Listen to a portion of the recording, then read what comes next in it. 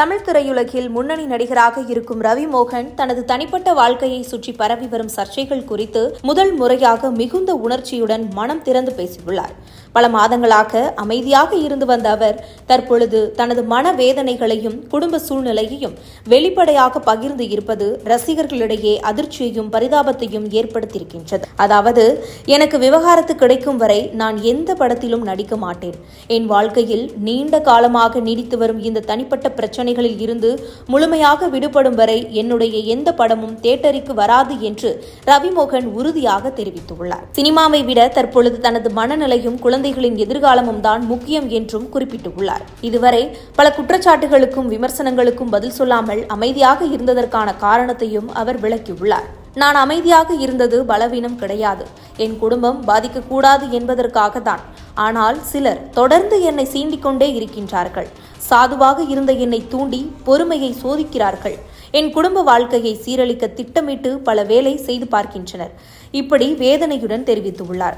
Kenisha குறித்தும் பேசும் பொழுது அவர் கடுமையான வருத்தத்தை தெரிவித்துள்ளார். கெனிஷாவை கூட சென்னையை விட்டு அனுப்பும் அளவுக்கு சூழ்நிலையை உருவாக்கிவிட்டார்கள். ஒரு மனிதனின் தனிப்பட்ட வாழ்க்கையை இவ்வளவு கொடூரமாக தாக்க வேண்டிய அவசியம் என்ன என்று கேள்வி எழுப்பியுள்ளார். தனது குழந்தைகள் குறித்து பேசும்பொழுது ரவிமோகன் கண் கலங்கிவிட்டார். எனக்கு குழந்தை பாசம் இல்லை என்று சிலர் பேசுகிறார்கள். ஆனால் என் குழந்தைகள் தான் என் உயிர். என் இளைய மகன் தினமும் என்னுடன் செஸ் விளையாடிவிட்டுதான் தூங்குவான். அந்த நினைவுகள் இன்னும் என் மனதில் இருக்கின்றது. ஆனால் இன்று என் குழந்தைகளை நேரில் பார்க்க கூட முடியாத நிலை வந்து விட்டது எனவும் உருக்கமாக கூறியுள்ளார். மேலும் என் குழந்தைகளை பள்ளிகளுக்கு கூட பாடிகார்டுடன் அனுப்புகிறார்கள். நான் அவர்களை பார்க்கவோ பேசவோ கூட முடியவில்லை.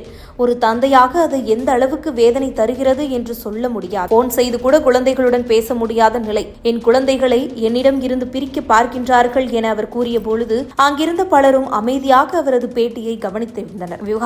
விவகாரம் குறித்து பேசும் பொழுது, ஒரே நாளில் என்னால் விவகாரத்து வாங்கிட முடியாது. ஆனால் நான் அவசரப்படவில்லை. என் குழந்தைகளின் வாழ்க்கை பாதிக்கக்கூடாது என்பதற்காக தான் இத்தனை நாட்களாக அமைதியாக இருந்தேன். நான் சண்டை போடவில்லை. என் குடும்பத்தை காப்பாற்ற வேண்டும் என்பதற்காக தான் பொறுமையாக இருந்தேன் எனவும் தெரிவித்தார். அது மட்டுமில்லாமல் தனது தற்போதைய வாழ்க்கை நிலை பற்றியும் அவர் மனவேதனையுடன் கூறியுள்ளார். இன்று நான் வாடகை வீட்டில் இருக்கின்றேன். ஆனால் அவர்கள் என் சொந்த வீட்டில் சந்தோஷமாக வாழ்கிறார்கள். நான் சம்பாதித்த வாழ்க்கையில் இன்று நான் தனியாகப்பட்டு இருக்கின்றேன். குழந்தைகளை பார்க்க முடியாத வேதனையில் பல இரவுகள் தூங்காமல் இருந்திருக்கிறேன் எனவும் தெரிவித்தார்.